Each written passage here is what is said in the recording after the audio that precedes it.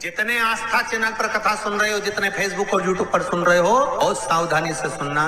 तो जिनकी यहाँ संपदा की कमी होती है, वैभव की कमी होती है, लक्ष्मी की कमी होती है, प्रतिष्ठा की कमी होती है, धन की कमी होती है, उसके लिए बुधवार के दिन अगर अष्टमी पड़ जाए, नाम दो जगह काम करता है, एक औषधि के लिए, एक क्रोध के लिए।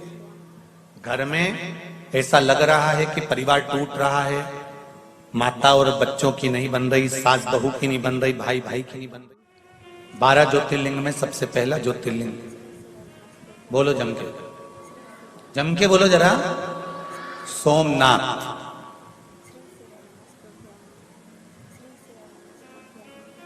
पहली गिनती में सोमनाथ जी को क्यों दिया गया?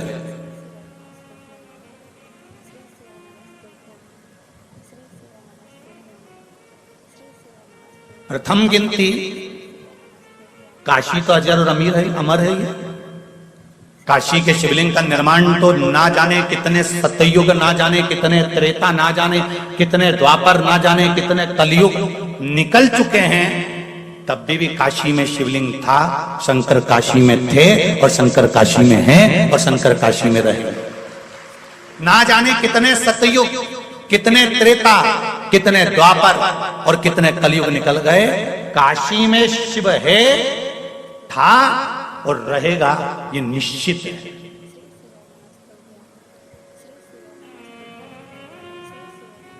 तो पहला ज्योतिर्लिंग तो फिर काशी को गिना जाना था, पर पहला किसको गिना है? सोमनाथ जी को। कारण क्या है? भगवान शंकर कहते हैं कि चंद्र से मैंने जब वारों का निर्माण किया, सोमवार, मंगलवार, बुधवार, गुरुवार, शुक्रवार, शनिवार, ये मैंने जो बनाए हैं, इन वारों का मैंने जो निर्माण करा है नवग्रह के हिसाब से, उसमें प्रथम चंद्र को लिया है। चंद्र के बाद में, उसके बाद मैंने सारे ग्रहों को लिया, क्योंकि एक ग्रह को मैं अगर संभाल लेता हूं तो बाकी के ग्रह अपने आप संभल जाते हैं। अगर घर का प्रथम बेटा अच्छा निकल जाए तो बाकी के बेटों को मार्ग वो बड़ा बेटा ही प्रदान कर देता है, बदल नहीं पाता।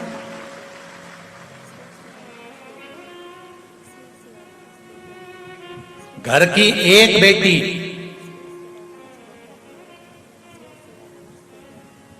घर की अगर बड़ी बेटी अगर मार्ग प्रशस्त कर कर चलती है, सत मार्ग पर चलती है, तो बाकी की बेटियों को भी सत मार्ग मिल जाता है। और यदि पहली बेटी ने ही सोच लिया कि मुझे तो उससे विवाह करना है, मुझे तो ऐसा करना है, तो बाकी की जो बेटियां हैं वो भी मार्ग से विभाजित हो जाती हैं। प्रथम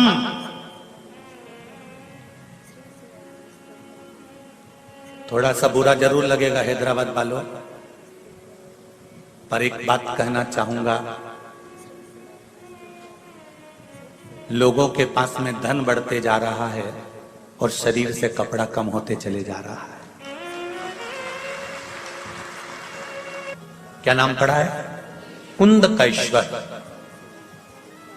कैंसर के मरीज हो, किडनी लीवर के मरीज हो, या कोई बहुत बड़ी बीमारी लग गई हो और औषधि दवाई काम ना कर रही हो, तो शिव महापुराण की कथा कहती है कि जिस दवाई को हम खा रहे हैं वो कुंदकेश्वर महादेव के नाम से खाना चालू कर दे।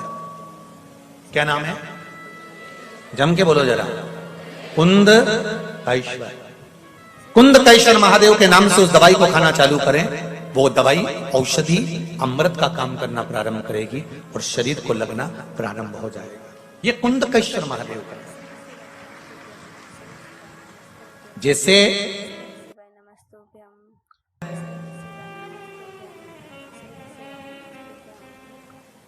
भगवान शंकर पर चढ़ा हुआ जल, शिवजी पर समर्पित किया हुआ जल, थोड़ा सा जल उसमें से बचा हुआ, शिव मंदिर से लाया हुआ, कुंदकेश्वर महादेव के नाम का जल पीपल के वृक्ष के नीचे चढ़ा देने पर किसी भी ग्रह, चाहे शनि बेकार चल रहा हो, चाहे राहु बेकार चल रहा हो, चाहे केतु बेकार चल रहा हो, चाहे बुध हो, चाहे बृहस्पति हो, कोई भी ग्रह, नवग्रह में से कोई भी ग्रह अगर आपका बेकार चल रहा है, आपने शिव मंदिर में गए, शंकर जी पे चढ़ा हुआ, शंकर जी पे जल समर्पित करा, उसी कलश में थोड़ा सा जल बचा लीजिए और वो जल अगर आपने पीपल के दे दिया है कुंदकेश्वर महादेव के नाम से, ग्रह अपने आप अनुकूल होने लगेंगे। ये दो जगह पर काम करता है, ध्यान दीजिएगा जरा। कुंदकेश्वर का नाम दो जगह काम करता है, एक औषधि के लिए, एक क्रोध के लिए। घर में ऐसा लग रहा है कि परिवार टूट रहा है, माता और बच्चों की नहीं बन रही, सास बहू की नहीं बन रही, भाई भाई की नहीं बन रही, कुटुंब कबीले में नहीं बन रही, उसकी जगह पर भी कुंदकेश्वर का जल काम आता है। पर कुंदकेश्वर का जल वहां पर कैसे काम आता है? पीपल के पत्ते को जो वृक्ष से झड़ा हुआ हो, उस पीपल के पत्ते को पीपल के ही वृक्ष के नीचे रखकर कुंदकेश्वर महादेव के नाम से पीपल के पत्ते की जो नोक होती है, पीपल के पत्ते का जो अग्रभाग होता है, आगे का जो नोक होता है, उसको पीपल की वृक्ष की ओर होना चाहिए, डंडी का मुख तुम्हारी ओर होना चाहिए, पीपल के पत्ते के। और कुंदकेश्वर महादेव के नाम से भगवान शंकर को जब हम समर्पित करते हैं, घर का नाम और गोत्र का स्मरण कर कर, तो उस परिवार में फिर विवाद समाप्त हो जाता है, आपस में प्रेम बढ़ना प्रारंभ हो जाता है। ये कुंदकेश्वर महादेव का।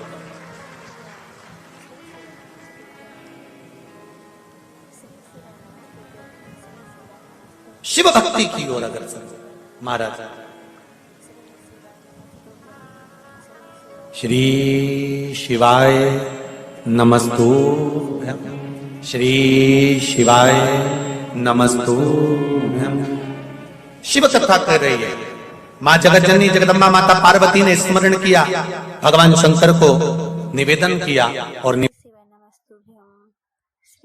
स्मरण अपन कर रहे हैं उसका एक आनंद। पीपल के वृक्ष की जड़ में कुंदकेश्वर महादेव के नाम से जल समर्पित कर कर सुख प्राप्ति का भाव दर्शन।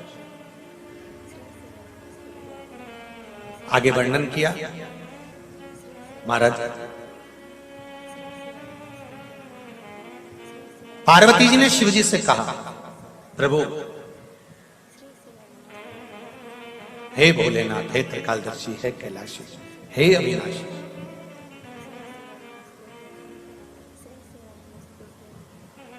आज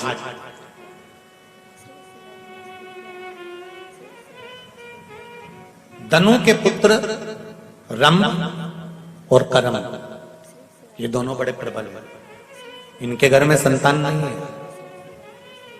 दोनों ने तप साधना पानी में जाकर करी, जल में बैठकर तप साधना करी। मगर आया, करम्ब को खा गया। रंब को लगा कि मेरे भाई को मगर खा गया, मुझे यहां बैठकर तप नहीं करना है, तो भूमि पर बैठा, चारों तरफ से अग्नि लगाई, बीच में बैठकर तप करने लगा। भगवान ब्रह्मदेव ने कहा, मांगो तुम्हें क्या चाहिए? महाराज वर दीजिए कि मेरे घर में संतान नहीं, पुत्र नहीं, तो मुझे पुत्र प्राप्ति हो। भगवान ब्रह्मा जी ने वर दे दिया, तुम तपस्या कर कर उठकर जब जाओगे, जाते समय जिसको प्रेम से देख लोगे उसी से तुम्हारा पुत्र प्राप्त होगा।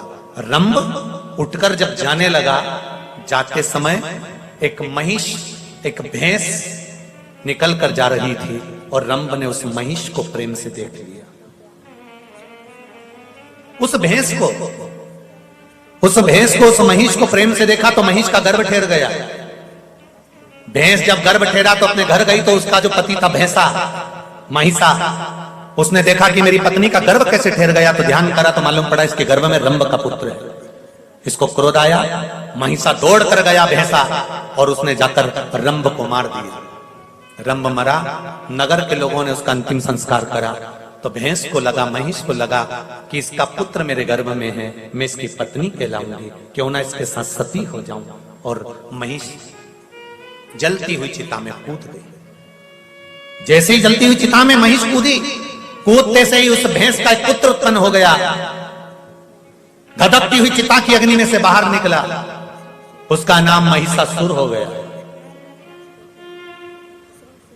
महिषासुर ने ब्रह्मा जी का वर प्राप्त करा कि मुझे वर दो, मैं किसी के हाथ से ना मरूं। ब्रह्मा जी ने कहा ऐसा नहीं हो सकता, मरना तो पड़ेगा, तो अगर वर दीजिए, अगर मरूं तो किसी स्त्री के हाथ से मरूं।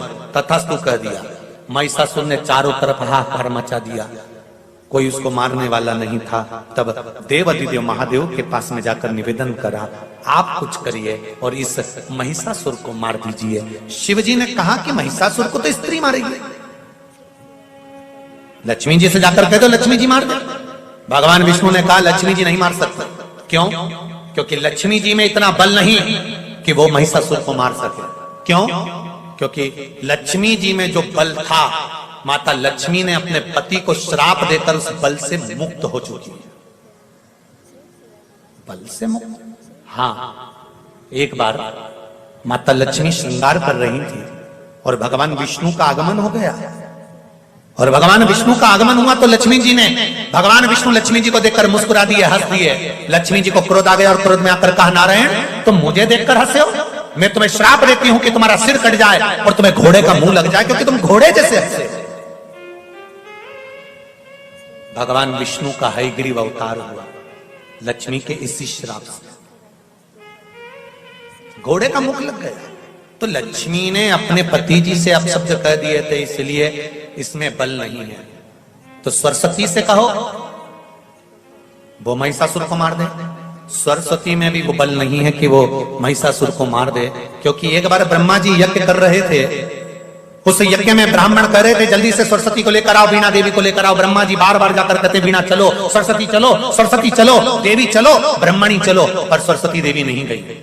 ब्राह्मणों ने कहा यज्ञ का मुहूर्त निकल रहा है, ब्रह्मा जी कुछ तो करना पड़ेगा। ब्रह्मा जी ने कहा आपको जो करना है करो। तभी ब्राह्मणों ने गाय को खड़ा करा, गौ माता को खड़ा कर कर ब्राह्मण वेद की ध्वनि करने लगे। ब्राह्मण जब वेद की ध्वनि करने लगे, गाय को खड़ा कर कर जब वेद की ध्वनि करी तो गौ माता के मुख से वेद माता गायत्री को प्रकट कर लिया। और ब्राह्मणों ने गाय को मुख से जब वेद माता गायत्री को प्रकट करा, उस गायत्री को प्रकट करके ब्रह्मा जी के पास में बिठा दिया, पास में बिठाकर यज्ञ प्रारंभ कर दिया। ब्रह्माणी ने आकर श्राप दे दिया, ब्रह्मदेव तुमने अपनी पत्नी का अपमान करा है, मैं तुम्हें श्राप देती हूं, पृथ्वी पर कहीं तुम्हारे मंदिर नहीं होंगे, कहीं तुम्हारे मंदिर नहीं होंगे, केवल जहां तुमने यज्ञ करा है पुष्कर में, बस यही छोड़कर। तो भगवान शंकर से कहा अब आप कुछ करिए। शिव जी ने पार्वती से कहा, पार्वती ने जाकर क्रोध कर कर महिषासुर का संहार कर दिया और माता का नाम महिषासुर मर्दनी हो गया। ये शिव कृपा। प्रतिदिन मनुष्य के शरीर से 21,600 श्वास निकलती है। भगवान से कहो कि इन 21,600 श्वास में से कम 100-200 श्वास तेरी निकालना, तेरे भजन की निकालना, तेरे स्मरण की निकालना। 21,600 में से 600 श्वास भी मेरे परमात्मा के नाम की निकल गई तो तुम्हारी 21,000 तो वैसे काम कर गई। तुम उस परमात्मा के नाम की निकालो तो खूब कमाओ दिल से, अपार धन हो तुम्हारे पास में, जितनी तुम्हारी कैपेसिटी है उससे ज्यादा कमाओ। हम तो कहेंगे भगवान तुमको खूब दे, 24 घंटा काम में व्यस्त रखे और तुम्हें मस्त रखे, तुम्हारा दिमाग ये फालतू जगह जाए नहीं, पर उसके साथ एक काम भी करते जाना, थोड़ा थोड़ा थोड़ा थोड़ा प्रभु का नाम भी बसते चले जाना। क्यों? कर्म का भोग मनुष्य को भोगना पड़ता है। दुकान पर पत्नी नहीं बैठती, पति को बैठना पड़ता है। नौकरी पति को करना पड़ती है, सर्विस पति को करना पड़ती है, परिवार को पति को चलाना पड़ता है। इसलिए पति को नौकरी में भी झूठ बोलना पड़ता है तो व्यापार में भी झूठ बोलना पड़ता है। बेईमानी पति को नौकरी में भी करना पड़ती है तो व्यापार में भी करना पड़ती है। पति को परिवार चलाने के लिए कपट व्यापार में भी करना पड़ता है तो नौकरी में भी करना पड़ता है। परिवार चलाने के लिए पति को छल नौकरी में भी करना पड़ता है तो व्यापार में भी करना पड़ता है। एक बात याद रखना, दुकान पर या नौकरी में छल तुमने करा, कपट तुमने करा, बेईमानी तुमने करी, प्रपंच तुमने करा, सब गलत काम तुमने करा, कमा कर लाकर पत्नी को दिया, बच्चों के लिए और पत्नी के लिए इकट्ठा किया, पर अंतिम समय में जब प्राण छूटेंगे, ऊपर जाओगे, तब वो पूछेगा क्या करना है, तो कहेगा मैंने जितना कमाया था अपनी पत्नी और बच्चों के लिए कमाया था, तो मुझे नरक मत पटको, साथ में मेरी पत्नी और बच्चों को भी तो नरक पटको। तो यमराज भी कहेगा झूठ तूने बोला है, कपट तूने करा है, बेईमानी तूने करी है, छल तूने करा है, प्रपंच तूने करा है, इसलिए भोगेगा भी तू ही। इसलिए एक लाइन याद रखना, तेरा क्या होगा रे कालिया, भोगेगा भी तू। ना पत्नी भोगेगी ना बच्चे भोगेंगे, भोगना तुझे पड़ेगा। इसलिए मेरा निवेदन है, पत्नी और धर्म पत्नी में जमीन और आसमान का अंतर होता है। पत्नी पति को पतन के रास्ते पर ले जाती है, सिनेमा घर ले जाती है, पार्टियों में ले जाती है और मायके ले जाती है। धर्म पत्नी पति को शिव महापुराण तक और धर्म के पथ तक लेकर श्री शिवाय नमस्तुभ्यम। हर हर महादेव। दोस्तों, अगर आपको हमारी वीडियो अच्छी लगी हो तो कृपया लाइक शेयर ज़रूर करें। चैनल को सब्सक्राइब अवश्य करें। धन्यवाद।